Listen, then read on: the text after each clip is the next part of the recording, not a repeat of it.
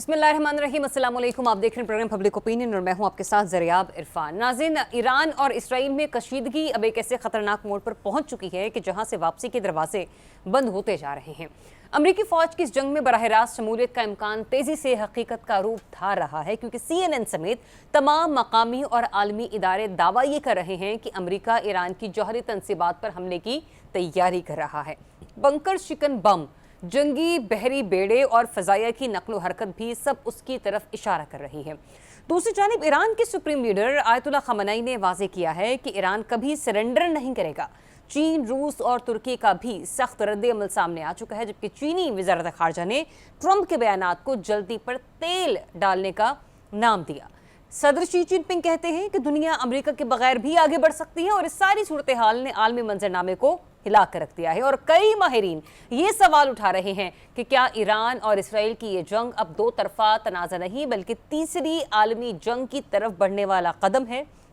दूसरी जानिब अमरीकी सदर डोनाल्ड ट्रंप की जानिब से फील्ड मार्शल सैयद आसिम मुनीर को दिए जाने वाले जोरहाने की दावत ने सबकी तवज्जो हासिल कर ली है। ये मुलाकात पाकिस्तानी वक्त के मुताबिक आज रात 10 बजे के करीब मुतवक्के है, जिसमें खत्ते की मजमूई सूरत हाल, ईरान इसराइल तनाज़ा, पाक भारत कशीदगी जैसे मौज़ूआत पर बातचीत का इम्कान है।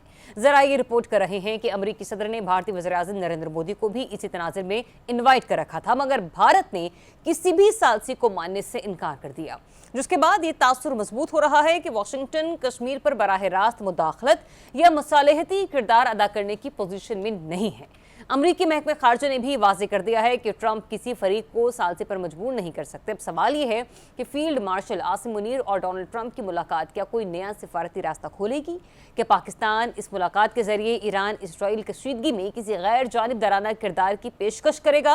और क्या कश्मीर जैसे दरीना मसले पर कोई पेशरफ्त हो सकती है, या फिर मोदी की हठधर्मी एक बार फिर इस मौके को ज़ाया कर देगी? आज के प्रोग्राम में इन्हीं तमाम मौज़ूआत पर बात करेंगे। प्रोग्राम में मुझे ज्वाइन कर रहे हैं सहाफ़ी तजज़िया रिजवान रज़ी साहब, अनवर रज़ा साहब, इस्सा राना साहब और साबिक सफ़ीर नाइला चौहान साहिबा भी प्रोग्राम में मेरे साथ शामिल गुफ्तगू होंगी। अच्छा, इस वक्त जिस लम्हे मैंने प्रोग्राम का आगाज़ किया है, डोनाल्ड ट्रंप जो है वो अमेरिका में मीडिया से गुफ्तगू फरमा रहे हैं और उन्होंने कुछ जो जुमले कहे इस सिलसिले में, उन्होंने कहा कि ईरान ने बातचीत करने का कहा है, मगर मैंने कह दिया है कि अब बहुत देर हो चुकी है। ईरान ने 2 हफ्ते पहले बात क्यों न कही, आज और पिछले 1 हफ्ते में अब बहुत फ़र्क आ चुका है। रिजवान रज़ी साहब स्टूडियो से मैं ज़रा स्टार्ट करूँगी, मुझे ये बताइएगा, ये आपको क्या लग रहा है कि ईरान इसराइल कशीदगी में अमेरिका की बराह रास्त जो शमूलियत है, ये ना ख़त्म होने वाली जंग का नुक्ता आगाज़ है? मेरा ख्याल ये है कि ये शायद अमेरिका के लिए भी मुफीद ना हो। अच्छा। और ये मैं नहीं कह रहा, अमेरिका के बहुत सारे जो ट्रंप साहब के मुशीर हैं और जिनके साथ रात इन्होंने इजलास भी किया है, हाँ जी, उन्होंने इस खदशे का इजहार किया है कि ये पूरा सिस्टम जो इस वक्त दुनिया को चला रहा है ये कोलैप्स कर जाएगा अगर अमेरिका ने ईरान जंग के अंदर शिरकत अख्तियार की। अच्छा, पहले हमारे पास दुनिया के पास ये मसला होता था कि अगर ये सिस्टम कोलैप्स कर जाता है जी, तो ऑल्टरनेटिव क्या होगा? इस वक्त चाइना जो है वो अपनी करेंसी RMB युआन को डिजिटल करेंसी करार देकर एक पैरेलल स्विफ्ट के पैरेलल सिस्टम खड़ा करके बैठा हुआ है। तो इसका मतलब है कि अल्टरनेटिव भी दुनिया के पास इंटरनेशनल ट्रांजैक्शन के लिए अवेलेबल होगा। और चाइनीज प्रेसिडेंट का जो कल का ट्वीट है वो भी बिलवास्ता तौर पर इसके बाद ताज़ा तरीन जो है वो भी यकीनन आपकी नज़र से गुजरा होगा। वो प्यूटिन साहब का बयान मैं इस हवाले से ज़्यादा अहम समझता हूँ। प्यूटिन साहब ने कहा है कि ये अमेरिका जो है ये ताकत की जुबान बोलना बंद करे और इस क़िज़िये से दूर रहे। बिल्कुल, ठीक है। और अगर वो इस क़िज़िये के अंदर आया तो बाकी फ्रीकैन को भी अपने आप पर काबू रखना मुश्किल हो जाएगा। अब मेरा मतलब है कि ये बराह रास्त अमेरिका को धमकी है कि अगर तुम इस जंग में कूदे तो फिर हम भी कूदेंगे। ठीक है। अच्छा, ये बात रख लीजिए। अब अगर अमेरिकन अफोर्ड नहीं करते इस निज़ाम के अंदर जाना, तो फिर देखिए फिर कोई दरमियान का अल्टरनेटिव निकलेगा। जो मैंने मीडिया को मॉनिटर किया है, अमेरिका के मीडिया का ख़ास तौर पे, अमेरिका बराह रास्त तो जंग में कूदने को तैयार नहीं, लेकिन क्योंकि इस वक्त बंकर बस्टर बॉम्ब सिर्फ अमेरिका के पास है और B-52 बॉम्बर जो कि उसको डिलीवर कर सकते हैं वो भी सिर्फ अमेरिका के पास है, तो इसराइलियन की कम से कम डिमांड ये होगी कि जो ईरान के न्यूक्लियाई असासे हैं, एटमी असासे हैं, उन पे आप ये मार दीजिए, नामालूमी में ही सही या मालूमी में सही, उसके बाद पीछे हट जाइए, बाकी हम संभाल लेंगे। अच्छा, इस सिलसिले में मैं एक चीज यहाँ पे जरूर ऐड ऑन करना चाहूंगी कि आयतुल्लाह खamenei साहब ने भी इस चीज को एड्रेस करते हुए ये बोला है कि अमेरिका जो है वो बराह रास्त, या आप जो कह रहे हैं ना कि खुद नहीं तो किसी और तरीके से ही, जिस तरह कि आपने ये भी बंकर बम के हवाले से, बंकर चिकन बम के हवाले से बात की, तो उन्होंने कहा कि अमेरिका को भी फिर इसके कॉन्सिक्वेंसेस भुगतना पड़ सकते हैं, क्योंकि ईरान जिस तरीके से रद्द अमल दे रहा है वो एक्सपेक्ट तो इसराइल ने और अमेरिका दोनों ने नहीं किया था। मैं अर्ज कर रहा हूं कि प्यूटन की स्टेटमेंट के बाद अब बात ईरान से भी आगे निकल गई है ना। इसके बाद फिर मतलब कि खामिनाई साहब का ये बयान भी कि हमारे पास एटम बम मौजूद नहीं है, हमारे पास न्यूक्लियरी सलाहियत मौजूद नहीं है, और जिस सलाहियत का इल्ज़ाम लगा के आप हम पे हमला करना चाह रहे हैं वो बिल्कुल नाजायज़ है। और मेरा ख्याल है कि इससे बेहतरीन नरेशन नहीं हो सकती ईरान के पर्सपेक्टिव। ठीक है, नाइला साहबा मुझे बताइएगा कि अगर मैं चीन, रूस और अमेरिका के हालिया बयानात को मिलाकर पढ़ूं तो आपकी दानिस्त में ये जो गुफ्तगू है ये किसकी तरफ इशारा दे रही है? हालात की संगीनी इसके बाद क्या है? क्या मुकम्मल तौर पर, कुल्ली तौर पर इसराइल को ईरान की दिफाई सलाहियत का अंदाजा है? जो हालात की तब्दीली है उसके बारे में तो कोई भी पेशगोई करना मुनासिब नहीं होगी। सही, इस वक्त इतने नाजुक हालात हैं कि लम्हा बा लम्हा चेंज हो रहा है। आप देखिए कि अगर आप स्टेटिस्टिकली देखते हैं तो ईरान के पास जो मिसाइल्स हैं वो ज़्यादा हैं निस्बत जो इज़राइल के पास इंटरसेप्टर्स हैं। सो इज़राइल खुद से ईरान को रोकने की अहलियत नहीं रखता। वो अब शरारत करके, आप देखें पहले डील हो रही थी ईरान की और यूएसए की थी, उसका 6th राउंड हो रहा था, ओमान में मीटिंग होनी थी 16 तारीख को, और इन्होंने 13 तारीख को ये हमला करके, प्रीएम्प्टिव स्ट्राइक करके, जो कि इलीगल थी, उन्होंने सारी जो टॉक्स थी उनको डिरेल कर दिया। अब जो है इस वक्त इमाम खामेनेई ने भी कह दिया है कि जंग तो अभी शुरू हुई है। इज़राइल के पास स्टैमिना नहीं है क्योंकि उनको आज तक कभी मार पीटी नहीं थी। वो कोशिश कर रहे हैं कि ट्रम्प साहब को बीच में ले आए, लेकिन ट्रम्प साहब राजी नहीं है। अच्छा, तो नाइला साहिबा, फिर ये जिस किस्म के बयान डोनाल्ड ट्रंप की तरफ से आ रहे हैं वो आपको सिर्फ यूं कह लीजिए कि एक गीदड़ भपकियां लग रही हैं डोनाल्ड ट्रंप की, या फिर वो कहते हैं कि ज़बानी जमा खर्च है, इसके अलावा कुछ नहीं?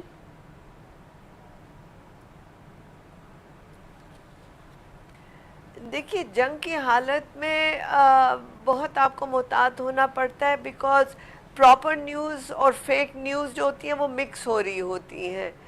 क्या गिदड़ भपकी है और क्या हकीकत है, ये इस वक्त जो है ना बड़ा मुश्किल है कहना। लेकिन ईरान जो है वो एक कदीमी सकाफत और कदीमी मुल्क है, 5000 साल से उसका वजूद है, तो उसकी जो डेप्थ है वो वेस्ट नहीं समझ सकता। इज़राइल को आप देखिए कि 1992 से नेतन्याहू कह रहा है कि ईरान के पास जोहरी ताकत आ रही है, 2 हफ्ते में आ रही है, 1 महीने में आ रही है, 1 साल में आ रही है, 3 साल में आ रही है। 92 से आप देखें अब तक कितने साल गुजर गए, कोई ईरान का नहीं हुआ। IAEA की कंप्लायंट सबसे ज़्यादा जो मुल्क है वो ईरान है। उधर जितने इंस्पेक्टर्स की विजिट हुई है कहीं और नहीं हुई है। ठीक।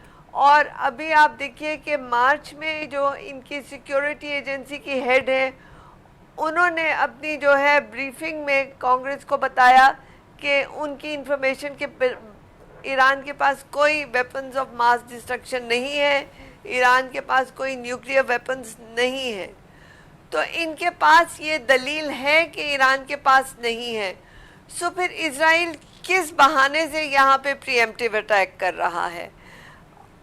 ऑब्वियसली इनके पास जब न्यूक्लियर नहीं है तो फिर न्यूक्लियर पे अटैक करना जो है वो उसका जवाब भी नहीं अक्ल है, की बात नहीं उसका लगती। जवाब भी नहीं है। ठीक है, पॉइंट आपका आ गया नायला चौहान साहब। मुझे आगे बढ़ने की इजाजत दीजिए, मैं आप ही के कुछ टॉकिंग पॉइंट्स को लेकर आगे बढ़ूंगी। साराना साहब, आपने गुफ्तगू सुनी नायला साहब की, तो उन्होंने ये कहा कि कुछ भी प्रिडिक्ट करना इस वक्त इम्पॉसिबल है क्योंकि हालात बड़ी तेजी से बदल रहे हैं और इसमें वाकई कोई शक नहीं। दूसरों ने ये भी कहा कि उन्हें नहीं लगता कि डोनाल्ड ट्रंप जो है वो इस आग में कूदेंगे, लेकिन अगर वो इस आग में कूद जाते हैं, क्योंकि वो डोनाल्ड ट्रंप है ना, कहते कुछ हैं करते कुछ हैं, ठीक है, तो फिर इस खित्ते का नक्शा आगे क्या तरतीब देता हुआ आपको नजर आ रहा है, जिसमें हम लोग सदर पुतिन की भी स्टेटमेंट को ऐड ऑन कर लें, चाइनीज प्रेसिडेंट की भी स्टेटमेंट को ऐड ऑन कर लें। देखिए, बात ये कि डोनाल्ड की ट्रम्पियाँ तो बहुत अरसे से हम देख ही रहे, और दूसरी बात ये कि मुझे ये रशियन और चाइनीज़ इन पे तो बिल्कुल एतबार नहीं है।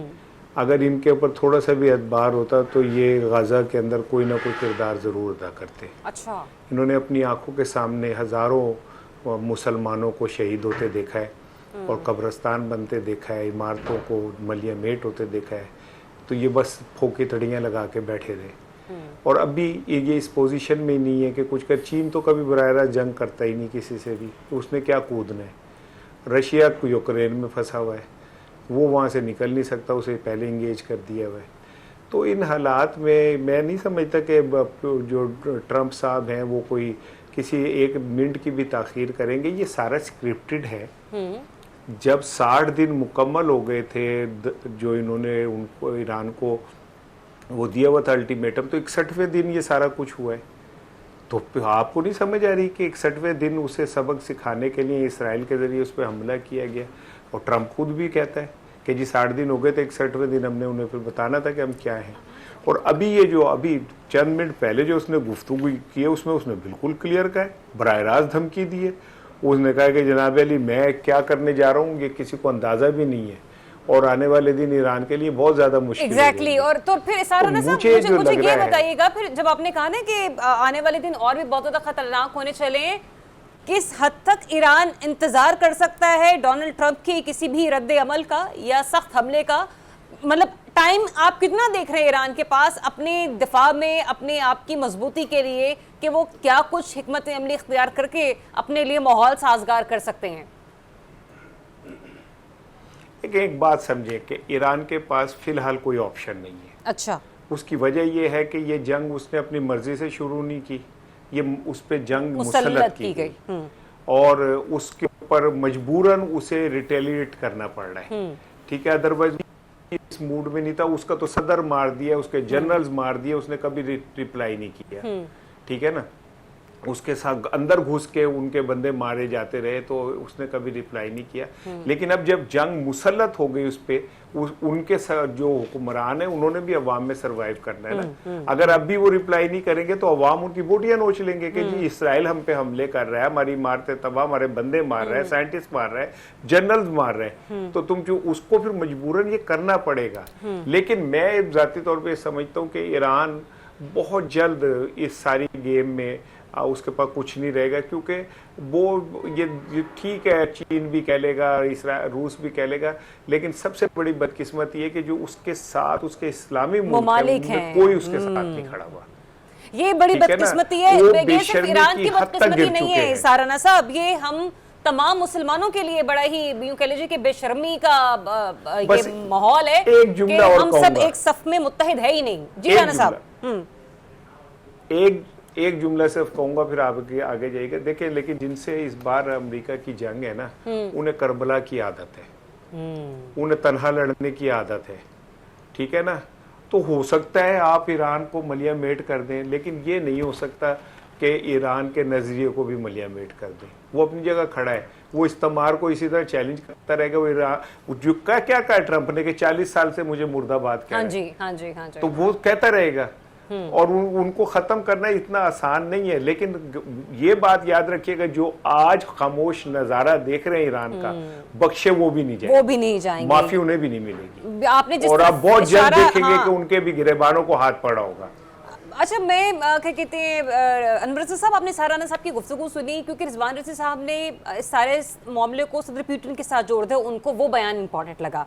इस सारा राना साहब की जो गुफ्तगू आपने सुनी, उनके मुताबिक उन्होंने कहा कि जब डोनाल्ड ट्रंप खुद अभी जो ताज़ा बयान है उसमें बराह रास्त कह रहे हैं कि भाई वो अब हो गए हैं इन्वॉल्व इस जंग में, तो उसके बाद अब फिर दो ही कुव्वतों के दरमियान के मामलात रह जाते हैं ना, अमेरिका और ईरान। तो CNN ये दावा कर रहा है कि अमेरिकी फौज ईरान पर मुमकिना हमले के लिए जो है वो तैयारियां कर रही है, जिसके ऊपर आयतुल्लाह खामनाई साहब ने भी अमेरिका को खबरदार किया कि ईरान कभी सरेंडर नहीं करेगा, अमेरिकी कार्रवाई के संगीन नताइज होंगे। हत्ता कि उन्होंने अपने लोगों से मुखातिब होकर, अपनी कौम से मुखातिब होकर ये भी कह डाला है कि अगर मैं शहीद हो जाऊं तो आपने रोना नहीं है। अरे आप बहुत शुक्रिया। ये पहले दिन से ही अमेरिका और इसराइल एक पेज पे थे, और आप देखिए ये मुमकिन ही नहीं कि इसराइल अमेरिका की आशीर्वाद के बगैर ईरान पर अटैक करता। और दूसरी बात आप देखिए कि ये बात दुरुस्त है कि वो इनडायरेक्टली तो अभी तक इसराइल के साथ है, डायरेक्टली भी ट्रंप आ सकते हैं, क्योंकि देखिए जिस तरह CNN ने दावा किया है कि जो जंगी जहाज़ हैं और बहरी बेड़े हैं वो मशरिक़ वस्ता की तरफ उन्होंने मूव किया है। और वैसे भी बार बार आप अगर स्टेटमेंट देखें एक्स पे, समाजी वेबसाइट की पे देखें, तो ट्रंप के जो स्टेटमेंट्स हैं वो अगर देख लें, अभी हालिया उनका बयान देख लें, उन्होंने फिर धमकी दी है, उन्होंने कहा मैं हमला कर भी सकता और नहीं भी कर सकता। अब सवाल ये पैदा होता है कि क्या अगर वो बराह रास्त अटैक करते हैं ईरानी तंसीबात पर, तो देखना ये होगा कि क्या चाइना और रशिया का किरदार क्या होगा। अभी तक तो जितने ममालिक हैं सब ने सिर्फ स्टेटमेंट दिए हैं और सब ने सिर्फ मजम्मत की है, देखिए, और सबको अपना इंटरेस्ट इस वक्त देखना होगा और सारे देख भी रहे हैं। सबसे दुख और अलमी की बात यह है कि गजा में जब ये सब कुछ हो रहा था, जब ये नस्ल कुशी की जा रही थी, तो सारे मुस्लिम उम्मा जो थी वो बिल्कुल खामोश थी। अब ईरान की जो बारी है, आप देखिए सारी मुस्लिम उम्मा जो है वो बिल्कुल खामोश है। हमें देखना होगा कि ये कोई आज की बात नहीं, इनके ग्रैंडफादर और फादर और नेतन्याहू खुद भी जो है वो ग्रेटर इसराइल की बात करते हैं। और मैंने कल आपको कहा था कि जब ईरान, आपको याद होगा कि आने वाले 2 से 3 दिन में ईरान पर ज़्यादा शिद्दत के साथ अटैक किया जा सकता है। तो आप देखें वो बात अब उस तरफ बढ़ती चली जा रही है कि जो ट्रंप हैं वो कह रहे हैं कि वो अटैक कर सकते हैं, नहीं कर सकते। अनवर रज़ा, आपका तजुर्बा क्या कहता है, उस अटैक की नौयत क्या हो सकती है? क्या मतलब जान के मान पाऊं तो क्या किसी अहम शख्सियत को निशाना बनाया जा सकता है? क्योंकि जाहिर सी बात है उन्होंने उनके जो हथियार हैं, जौहरी हथियार है, उनको तो अटैक करना ही करना है, लेकिन क्या किसी शख्सियत को भी नुकसान पहुंचाया जा सकता है? डेफिनेटली आप देखिए ना, ईरान के साइंसदान और ईरान के जो जर्नल्स थे उनको तो अटैक किया। अब आप देखिए ट्रंप ये भी कह चुके हैं कि फिलहाल हम आयतुल्लाह खामनेई पर अटैक नहीं करेंगे, उनको हमें पता है कि उनकी लोकेशन क्या है। तो ये वाज़ेह बात है कि वो उन पर अटैक कर सकते हैं। और दूसरा देखिए ये फ़ज़ाई हमले बड़े तेज़ किए जाएंगे अगर बराह रास्त अमेरिका इस जंग में इन्वॉल्व होता है, जो कि होगा, जो कि दिखाई दे रहा है। क्योंकि देखिए इसराइल की जो शिकस्त है वो किसी तरह से अमेरिका को, वो अमेरिका की शिकस्त है और वो अमेरिका हज़म नहीं कर सकता। और अमेरिका की जो पॉलिसीज़ हैं उस पर बहुत ज़्यादा इन्फ्लुएंस है इसराइल का। आप देखें ना, गजा के मामले पे जो मुनाफिकाना रवैया था अमेरिका का और ट्रंप का बिलखसूस, आप उनके ज़रा स्टेटमेंट उठा के देख लीजिए। कहते थे कि मैं जंग बंदी करवाऊंगा, मैं जंगों के खिलाफ हूँ, लेकिन अब जरा इलेक्शंस के बाद जब वो इक़्तिदार में आए हैं, आप देखिए उनके स्टेटमेंट क्या हैं और वो क्या गुफ्तगू कर रहे हैं। लिहाजा अब ये देखना होगा कि अगर ये जंग, एक तो ज़रियाब ये जंग इसराइल के लिए तूल पकड़ती है तो वो उनके लिए मुवाफिक नहीं है, वो नहीं चाहते कि ये जंग तूल पकड़े। और आपने इस तरह देखा है ट्रंप का, वो बार बार उनके स्टेटमेंट्स देखते हैं, एक आता है, दूसरा आता है, तीसरा आता है, वो ईरान को धमका रहे हैं, क्योंकि इसराइल इतनी लंबी जंग कर नहीं सकता। ठीक है, वो आप देखिए ना, ठीक है, अगर ईरान के लिए कोई, हाँ, ईरान के पास तो कोई ऑप्शन नहीं बची, लेकिन सूट ये को भी नहीं करता कि अगर वो इस जंग को बहुत ज्यादा तवील कर रहे थे। एक ब्रेक लेते हैं, ब्रेक के बाद जब वापस आएंगे तो पाकिस्तान के हवाले से गुफ्तगू होगी, क्योंकि पाकिस्तान के एक इंतहाई अहम शख्सियत इस वक्त अमेरिका में मौजूद हैं और जो जिस तरीके से इस वक्त खत्ते की सूरत हाल है, अमेरिका की जो इन्वॉल्वमेंट है, जो मीटिंग होने जा रही है आज रात 10 बजे, वो इंतहाई इंटरेस्टिंग है। इसके हवाले से गुफ्तगू करेंगे एक ब्रेक के बाद। Stay tuned. Welcome back once again. नाज़रीन, बदलते आलमी मंजरनामे में पाक अमेरिका ताल्लुकात में गैर मामूली पेशरफ्त देखने को मिल रही है, और ये बात मैं इसलिए कर रही हूँ कि आज अमेरिकी सदर फील्ड मार्शल जनाब आसिम मुनीर साहब के एजाज़ में एक दोहराना दे रहे हैं। और पाकिस्तानी वक्त के मुताबिक अगर देखा जाए तो ये रात 10 बजे का टाइम है जिस वक्त ये मुलाकात होगी, और इस मुलाकात को इंतहाई अहमियत का हामिल समझा जा रहा है। लेकिन जहाँ पर ये मुलाकात इम्पॉर्टेंट ज़रूर है, वहीं पर इसकी टाइमिंग इंतहाई इंटरेस्टिंग है।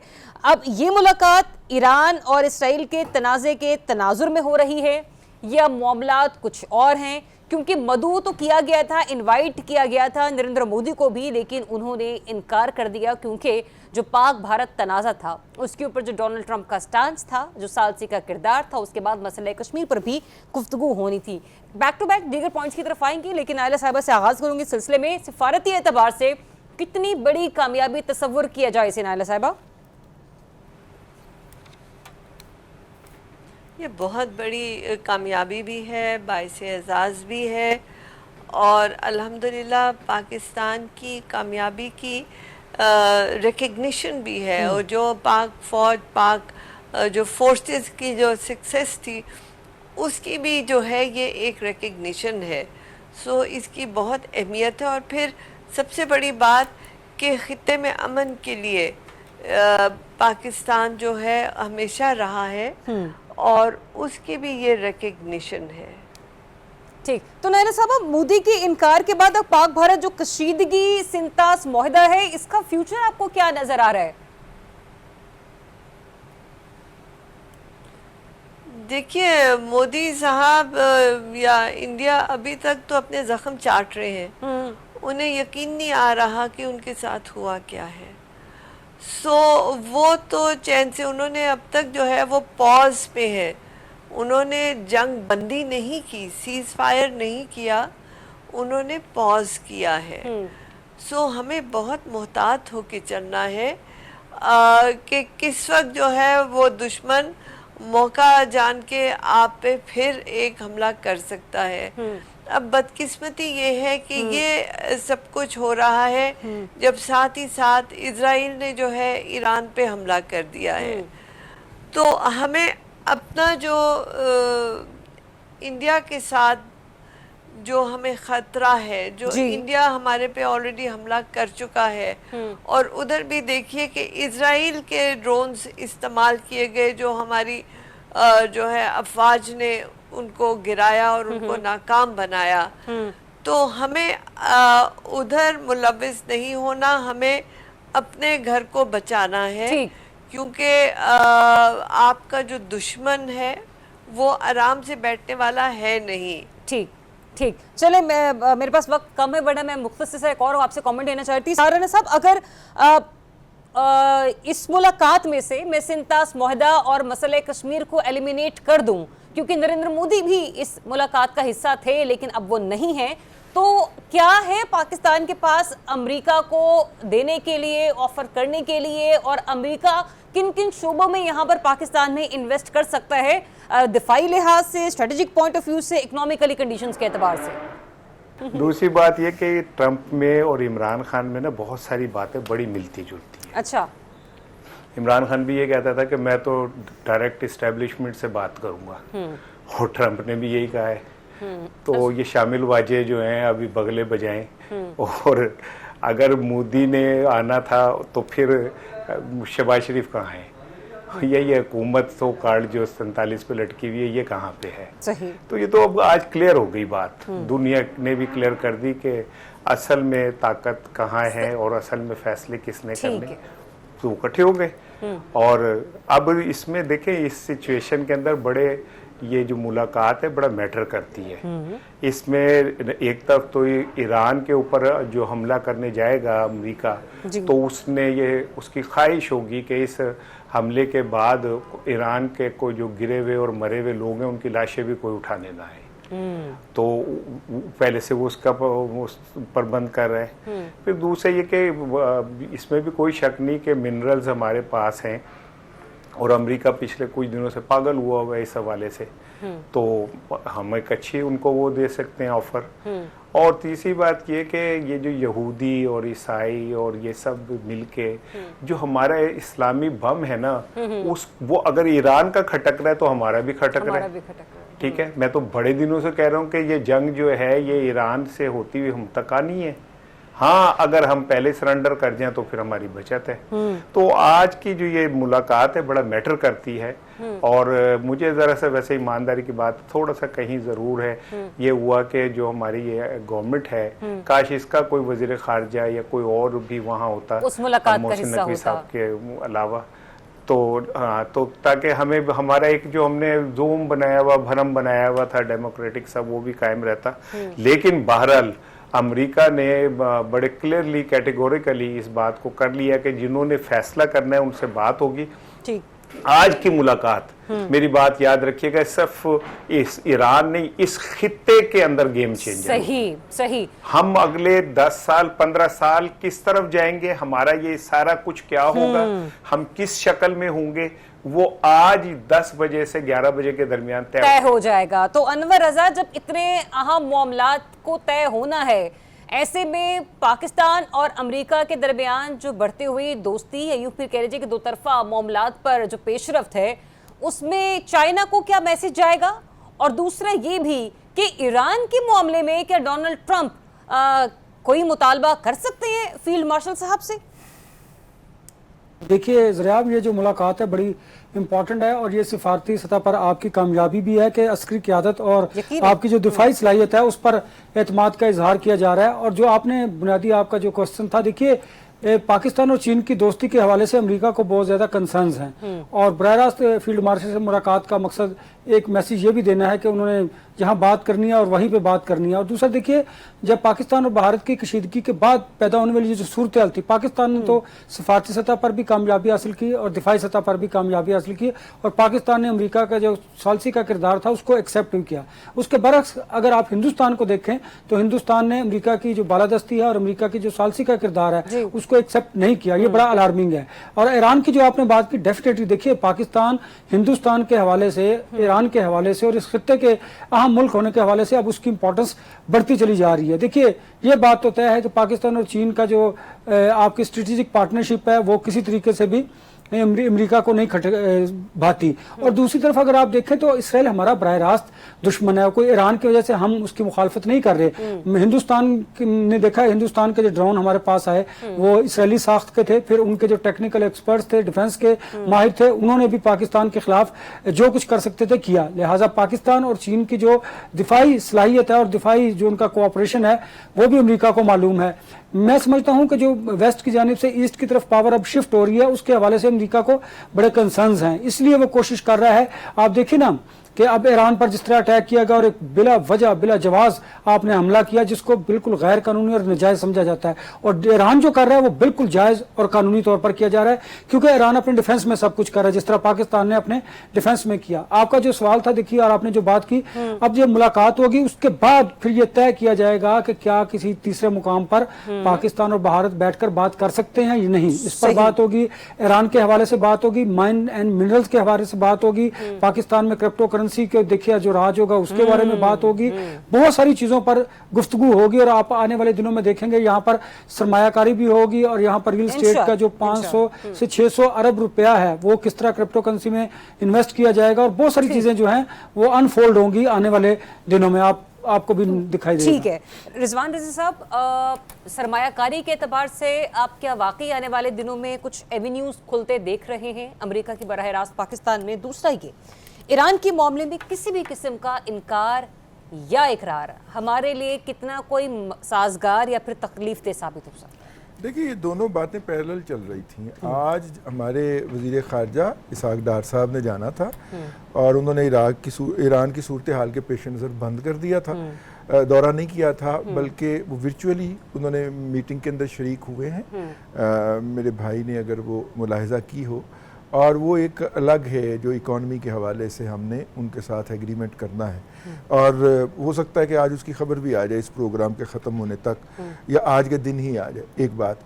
दूसरी बात ये है कि देखिए इस वक्त भाई को बहुत दुख हुआ और मुझे भी उनके साथ, क्योंकि हम रह गए, हमारा ज़माना गुजर गया। इसार राना साहब, देखिए 21 मुल्कों का मुश्तरका एलामिया जारी होता है।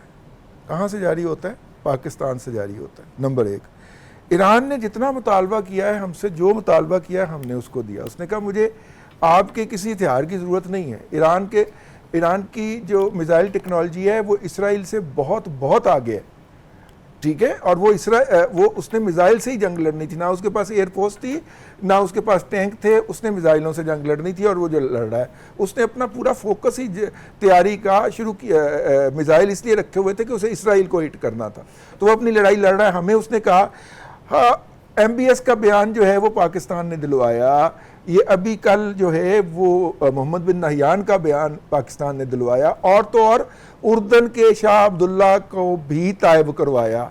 इन तमाम ममालिक की जो सपोर्ट है भाई, वो ऐसे तो नहीं उनकी पार्लियामेंट के अंदर तशक्कुर के नारे लगे, वो किसी बात पे ही लगे होंगे ना। पाकिस्तान ने फुल डिप्लोमेटिकली सपोर्ट दी है। और आप ये बात ना कीजिए कि ईरान की लाशें उठाने के लिए, भाई इसराइल नहीं रहेगा। आप कैसी बातें कर रहे हैं यार। ईरान जो है वो 8 करोड़ जिंदा लोगों का मुल्क है। इसराइल तो 95 लाख भगोड़े हैं जो दुनिया भर से इकट्ठे करके लाए हुए हैं, और अब वो भागने की कोशिश कर रहे हैं वहां से, और उनको भागने का रास्ता नहीं मिल रहा। गजा के अंदर भी जो मारे गए लोग वो भी तो मुसलमान ही थे। ईरान में अगर मैं ये जुमला कह रहा हूं तो इतना किस बात की वो है।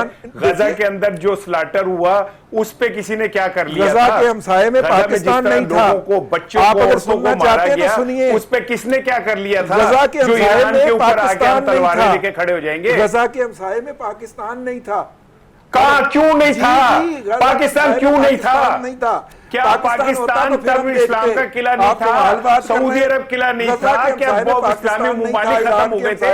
गजा में जिस तरह कर लोगों को मारा गया तब क्यों नहीं हम बोले?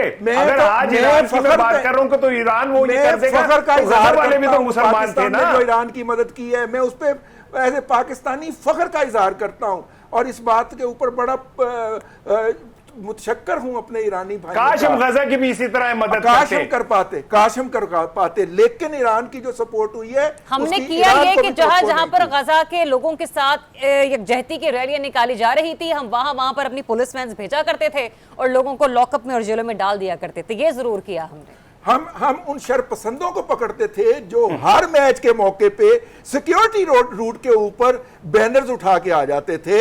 यहाँ पे लाखों की रैलियां हुई हैं। सेनेटर मुश्ताक शरपसंद थे, उनकी बेगम शरपसंद थी, उनका बेटा शरपसंद था। रूट में क्यों आए थे जिसके अंदर आपकी सिक्योरिटी लगी हुई थी? आपके इस मुल्क के अंदर क्रिकेट टीम के ऊपर हमला हुआ, श्रीलंका की क्रिकेट टीम के ऊपर, और तो आपको पता भी है। आप उस रूट के ऊपर क्यों कर रहे हैं? क्या कर लेना था? उन्हीं की पार्टी ने क्या सिक्योरिटी ब्रीच कर देनी थी? नहीं, उनकी पार्टी ने 3 बंदों ने क्या सिक्योरिटी ब्रीच कर देनी थी? ये लाहौर में जिसने मोदी का पुतला जलाया उसको क्यों गिरफ्तार किया? पार्टी ने नहीं किए मुजाहरे, ठीक है ना। ऐसे फसाद ना डाला करें। यानी JUI, PMLN, हर एक ने, जमात इस्लामी, हर एक ने इनके लिए मुजाहरा किया है। ये आप मतलब ऐन वक्त के ऊपर कहीं पे सिक्योरिटी का रूट लगाओ और वहां पे आप आ जाएं और पकड़ लिए जाएं, और आप जो हैं वो जानबूझ के फंस क्रिएट करने की कोशिश करें ताकि आपको गुफ्तगू के लिए टॉपिक मिले। ऐसे ना करो ना यार, हम रह गए, हमारा जमाना। लाहौर में जब रैली निकली गजा के लिए पीटीआई की, तो तब भी वो कोई रूट लगा था। मुझे जाने दे, ठीक है। मुझे बाबा प्रोड्यूसर साहब कह रहे हैं बहुत हो गया, एक इजाजत लीजिए, चले जी, जाओ, बहुत सा ख्याल रखिए, अल्लाह हाफिज। और जाते जाते यही दुआ है कि अल्लाह ताला ईरान का अमन, ईरान का सुकून, ईरान के सुप्रीम लीडर और हमारे ईरानी बहन भाइयों का जो उनकी जिंदगी है उसकी हिफाजत फरमाए। इजाजत दीजिए, अल्लाह हाफिज।